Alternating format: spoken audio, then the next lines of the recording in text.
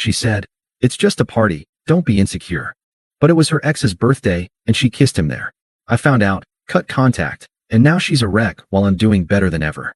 Hey viewers, before we move on to the video, please make sure to subscribe to the channel and hit the like button if you want to see more stories like this. Thanks. I always knew Mallory was more social than me.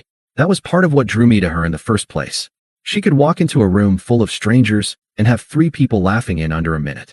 She had this magnetic energy, charming, confident, and a little chaotic, but she made me feel like I was her center. The calm to her storm, she used to say. We've been dating for about 1.5 years. I'm not the flashy type. I work in IT for a healthcare company, keep a pretty low profile, and prefer small gatherings over loud bars. Mallory, on the other hand, worked in marketing and practically thrived on group chats, memes, weekend parties, and team happy hours. She wasn't reckless, not at first, but she always seemed to need to be the center of attention. I told myself it was just a personality difference. Balance, right? Looking back now, I think I was ignoring all the little signs because I didn't want to admit the truth. She didn't respect me the way I respected her. There were always jokes, playful digs, about how I was too logical or not spontaneous enough. Her friends sometimes piled on, too. One of them once said, "Zach, you give off serious dad energy," and Mallory just laughed and said, "Yeah, but like, hot dad energy." I brushed it off. I thought maybe that's just how people flirted these days. I wasn't exactly Mr. Experience. One name that used to come up a lot, especially early in our relationship, was Nolan. He was a co-worker of hers, apparently an ex from way back. She'd talk about him like a cautionary tale. Nolan was wild, she'd say. So fun, but no future. The kind of guy you date when you don't care if your car ends up in a ditch. I remember asking her once, "So, how serious were you two?" She shrugged. "We dated for like 1 year, but it was messy. He cheated. I cried. He apologized. I forgave, repeat. But I'm over that type now. You're the kind of guy I can build with." That last part stuck with me. At the time, it felt like a compliment. Like I was the grown-up choice. But sometimes it felt like I was also the boring choice. The safe one. The guy she settled into after she got tired of the roller coaster. The week everything went down started like any other. I was coming off a brutal sprint at work, so when Friday rolled around, all I wanted to do was stay in, order takeout, and maybe watch a dumb action movie with Mallory. But when I texted her the idea, she said she already had plans. "There's a party," she said. "A bunch of people from work are going. You wouldn't know most of them. Super casual." I offered to come anyway, but she brushed it off. "It's not that kind of thing, babe. Just a chill night. Honestly, it might be boring for you." I'll admit, I felt a little weird about it. Mallory and I usually did stuff together on Fridays. But I didn't want to come off as controlling or clingy, so I let it go. I said, "All right, have fun. Text me when you get home." She sent back a heart emoji. That night, I stayed in like I'd planned. Chinese food, couch, some forgettable movie on in the background. I kept looking at my phone, waiting for her check-in text. Nothing came. By midnight, I sent, "You home safe?" No reply. At 1:37 a.m., I got a simple, "Yep," with no punctuation. I stared at the message for a while. Something felt off, but I told myself not to spiral. Maybe she was tired. Maybe her phone died earlier. She wasn't big on texting when she was out anyway. I forced myself to sleep. The next morning, I got a "good morning" with a coffee emoji. Like nothing happened. No mention of the party, no stories, no photos, nothing. Just normal. I matched her tone and didn't push. I figured if there was something worth knowing, she'd tell me eventually. Turns out, she wouldn't. Someone else did. A couple of days went by. Mallory and I saw each other like usual. She was her bubbly, flirtatious self, kissing me on the cheek when I picked her up, telling me how her manager screwed up the new campaign again, rolling her eyes at everything corporate. Same Mallory as always. I kept waiting for her to bring up the party. Not because I wanted to interrogate her, just because I expected some story. She never passed up a chance to talk about drama, gossip, or who hooked up with who. But this time, nothing. Not a word. That was the first time I realized she wasn't just leaving something out. She was actively hiding it. 3 days after that party, I got a message from someone I honestly didn't expect to hear from. Tessa. We weren't close, but we'd been around each other enough through Mallory that we followed each other on Instagram and exchanged the occasional meme. She was one of Mallory's co-workers. Friendly, sarcastic, always made a point of saying hi to me when we crossed paths. Her message started simple. "Hey, just checking in. Are you and Mallory good?" I blinked at the screen for a second. That was a weird opener. I replied, "Yeah, why?" Her next message came fast. "I just assumed you knew about what happened at Nolan's party. Sorry if I overstepped." I sat up. Nolan's party? His birthday? On Friday. The one Mallory went to. I figured she told you. No, she hadn't. Not once did she say Nolan's name. Not once did she mention it was his birthday. She just said it was a party with work people. My stomach started doing that slow, heavy drop. The kind where your brain hasn't caught up yet, but your body already knows. She said it was just a party. Didn't mention Nolan. Tessa didn't reply right away. Then, crap. Look, I feel weird being the one to say this. Maybe talk to her first. Tessa, please. What happened? There was a long pause. Then she sent another message. There's a video. It's not my business to send it. But I'll tell you this. If I were in your shoes, I'd want to know. That was all she said. No details, no hints. Just that. I stared at our thread for a few minutes, then locked my phone and set it face down on the coffee table. It felt like every part of me just stalled. I didn't text Mallory. I didn't ask for the video. I didn't go through her Instagram or try to dig up answers.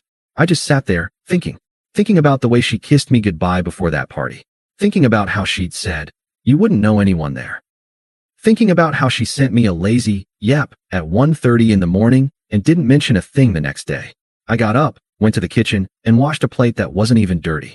I just needed something to do. That night, I didn't sleep much. I wasn't even angry. Not yet. Just numb. Like the truth hadn't fully formed yet, but it was circling me. I kept replaying old memories. How I'd taken time off work to help her move into her new apartment. How I sat through hours of brainstorming her pitch decks when her manager flaked. How I cooked for her after she had a rough day, and she said, I don't know what I'd do without you. Turns out, she didn't really need to figure that out. Nolan was still in the picture the whole time. The next morning, my phone buzzed. It was Tessa again. I'm sorry. I don't want to be in the middle of this, but I talked to a couple people who were there. I think you really should see the video. I didn't respond. 5 minutes later, the video came through anyway. It was short, no more than 10 seconds. Mallory was standing near the kitchen in someone's apartment, a red Solo cup in one hand, laughing with a group of people. Nolan stepped into the frame. He said something to her. I couldn't hear over the music, and she tilted her head, smirking. Then he kissed her, and she kissed him back. Not a shy, quick kiss. Not a peck. It was the kind of kiss that makes people glance away out of secondhand embarrassment. Her hand went to his shoulder. His hand was on her waist. Someone off camera yelled, "Oak away," and people started laughing. Mallory laughed too, but she didn't look drunk. She looked comfortable, like it was normal, like this wasn't the first time. I sat there, holding my phone like it weighed 1,000 pounds. I must have watched it 5 times. Same result every time. I felt cold. Not shaking, not breaking anything. Just cold, like my chest had emptied out completely. I didn't cry. I didn't text her. I didn't even save the video. I just closed it and sat there in silence, trying to figure out when exactly I stopped being her boyfriend and started being her cover story. I knew that I wasn't going to scream or confront her. I didn't want an explanation. I just wanted out. I didn't talk to her for 2 days. Mallory texted me both nights, casually. No mention of anything unusual. Just, work was insane today. You wouldn't believe what Diana said in the meeting, loudly crying face. What should we do this weekend? I was thinking Thai food and a movie. It was surreal. Reading her messages while having that video burned into my brain. Like I was watching a person perform a version of herself that didn't even exist anymore. But I didn't respond. I needed time to get out of the fog and decide how I wanted to handle it. I wasn't going to scream at her. I wasn't going to beg for answers she'd twist into excuses. I didn't want drama. I wanted clarity, distance, finality. So I invited her over. She came to my place on a Thursday evening, dressed like she always did when she wanted to look effortlessly hot. Tight jeans, oversized flannel, no makeup, but somehow still glowing. She greeted me with a kiss, but I turned my head slightly, so it landed on my cheek. She didn't say anything about that, just laughed lightly and said, "Missed you." We sat down to eat. I made pasta. I didn't say much. She filled the silence with chatter, some story about her boss being a corporate tyrant, a meme her friend sent her, how she was thinking about dyeing her hair again. After dinner, I started washing dishes while she scrolled through her phone on the couch. Then I asked, without looking at her, "So, how was that party last weekend?" There was a beat of silence before she answered, "Oh, it was fun. Chill. Just some drinks and music." "What?" I dried a plate, then turned around and met her eyes. "Whose party was it?" She blinked. Just some work people. You wouldn't know him." Tessa was there. "Was it Nolan's birthday?" Her whole body changed. Subtle, but I saw it. The way her back straightened, the way her phone lowered slightly in her hand. "Okay, yeah, it was his birthday, but I didn't want to make a big deal about it. I knew how you'd react. That was a choice. Not, I forgot to mention it. Not, I didn't think it mattered." She knew. She chose to lie. I walked back to the sink and said, calmly, So you didn't tell me it was your ex's birthday. And then you kissed him. She stood up. Wait, Zach. That wasn't. I saw the video. That stopped her cold. Her mouth opened, then shut again. She looked down, then up. Then the performance kicked in. Okay, yes, but it wasn't what it looked like. Nolan was drunk. Everyone was drunk. It was just a dumb party moment. People were egging us on. I didn't even want to do it. You looked like you wanted to. It was 2 seconds, Zach. Are you really going to throw away our whole relationship over one stupid, meaningless kiss? She sounded genuinely offended now, like I was the one betraying her by not accepting the disrespect. You didn't just kiss him, I said. You lied to me. You planned to lie. You went behind my back and made sure I wouldn't find out. She crossed her arms. I didn't plan anything. You're blowing this out of proportion. It was just a kiss at a party. You're acting like I slept with him. You might as well have. The trust's gone either way. So that's it. You're just done. Yeah, I said, wiping my hands dry. I am. She laughed, a short, bitter sound. Wow, you really are that type, huh? One mistake, and you run. I should have known. You're always looking for an excuse to check out when things get hard. That almost made me laugh, but I didn't give her the satisfaction. No, I said quietly. I stayed through a lot. But I'm not staying through being lied to and humiliated. I wasn't trying to humiliate you. You didn't care if you did. That's the difference. She stared at me for a long moment, waiting for me to crack, to ask for some explanation that would make it okay. But I didn't say another word. Eventually, she picked up her purse, scoffed, and said, fine. If you're going to be like this, maybe you're not the guy I thought you were. And with that, she walked out. No dramatic slamming door. No screaming. Just a quiet exit. The second the door closed, I exhaled for the first time in what felt like days. I didn't feel powerful. I didn't feel vindicated. I felt clean, like a weight had finally slid off my chest. I never replied to her texts again. The next morning, I blocked her number. I didn't send a goodbye text. I didn't tell her we were done. I didn't warn her. I just quietly erased the bridge and kept walking. That silence I felt after she left, I didn't want to break it. It was the first time in weeks I felt like I could actually breathe. By noon, I had unfollowed her on everything, deleted every picture, tossed out the sweater she left at my place. It all felt methodical, like cleaning up after a storm. I thought I'd feel broken. I thought I'd sit in bed for days questioning myself. But the reality was simpler. I didn't feel much of anything at all. That weekend, I went for a long hike alone. No service, no distractions. Just miles of dirt trails, birds, and space. And it hit me out there. How many times I had shrunk myself in this relationship. How many little moments I had brushed off because I didn't want to be too sensitive or jealous. I remembered her texting at dinner, then laughing and saying, relax, it's just Nolan. He still thinks we're friends or something. I remembered the night she showed me an Instagram story from one of her coworkers, where Nolan had made some dumb joke about their past, and she rolled her eyes and said, he's so ridiculous, but harmless.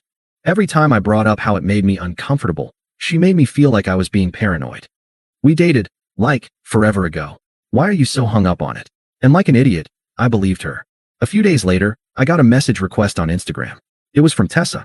Hey, I heard what happened. I just wanted to say I'm sorry you got dragged into that. You didn't deserve it. I replied, thanks for telling me. You didn't have to. I did though. I felt sick pretending I didn't know.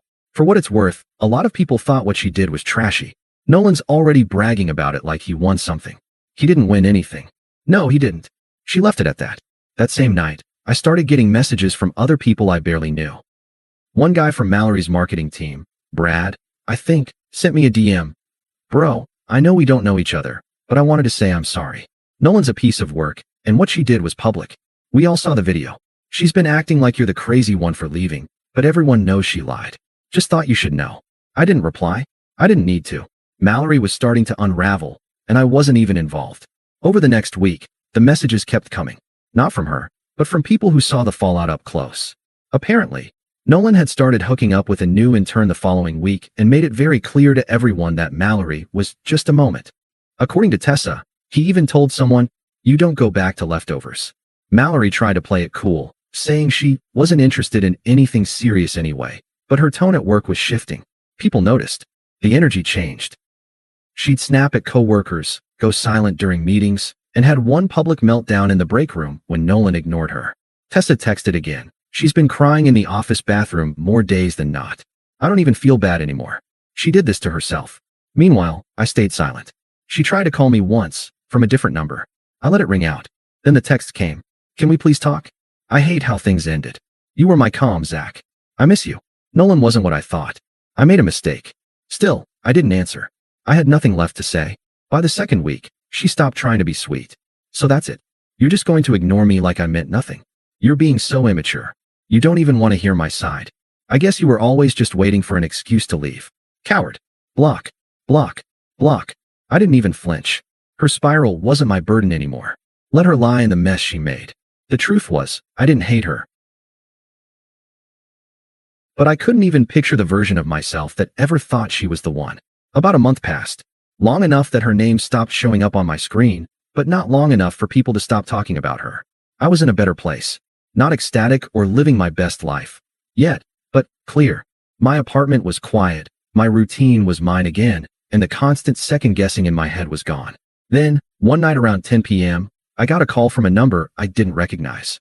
I let it ring out, but they called again. I answered, just in case it was work-related. But it wasn't. Zach? The voice asked, a little breathless. It was Mallory. I didn't say anything.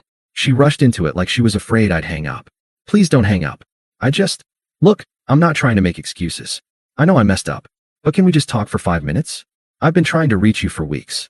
I didn't know if you blocked me, or changed your number, or what. I stayed quiet. I'm not asking to get back together. I swear. I need to explain. You left so fast, and there was no closure. Closure. The same girl who couldn't even tell me she was going to her ex's birthday party wanted closure. I don't need an explanation, I said calmly. You lied. You kissed your ex. You just didn't think I'd find out. No. I panicked, okay? I was drunk, and Nolan pulled me in, and you kissed him back, Mallory. I know I did, she snapped. God, I'm not denying it. But you didn't even let me apologize. You just went silent like I was some stranger. You became one. She went quiet for a second. Then, soft. You were the only thing in my life that felt safe. And I know I took it for granted. I thought Nolan had changed. I didn't plan on anything happening that night. I had to admit, hearing her say, you were the only thing that felt safe, did something. Not in a good way. It made me angry, not because I still wanted her, but because I had been that. I had been the guy who showed up, who held space for her chaos, who steadied the wheel. And she traded that for some drunk nostalgia. She continued, I know you probably hate me. And honestly, I don't blame you. But I didn't realize how bad things had gotten until after. He's not who I thought he was. He never was. You just liked the chaos more than you liked being respected. That one landed. I could hear her swallow. I've been trying to fix things. Everyone at work is acting like I'm radioactive. Tessa won't even look at me. Nolan won't talk to me. And you're just gone. I was gone the moment you decided I didn't deserve honesty. She didn't say anything. I'm not trying to guilt you, she finally said. I needed to hear your voice. Well, I said, now you have. And I hung up. I didn't feel triumphant. I didn't fist pump or shout some final line like in a movie. I just put the phone down and took a deep breath. It felt like the final nail in a coffin I didn't even want to build, but had to. After that, she tried one more time. This time it was through a mutual friend, Lena, someone we used to double date with. She texted me a long paragraph about how Mallory's not okay, and how she knows she messed up, and that it wouldn't kill me to meet up and let her apologize properly. I replied, it's not about punishment. I just don't want her in my life. Lena read the message and didn't respond. I was fine with that. A few days later, Tessa texted me out of nowhere. Saw Mallory cry in her car after work today. Not that you asked, but yeah, karma's doing its thing. I didn't reply. Not because I didn't care. Because I did. Just not about her anymore. Thanks for watching. Make sure to subscribe to the channel and hit the like button. What do you think about this story? Share it in the comments.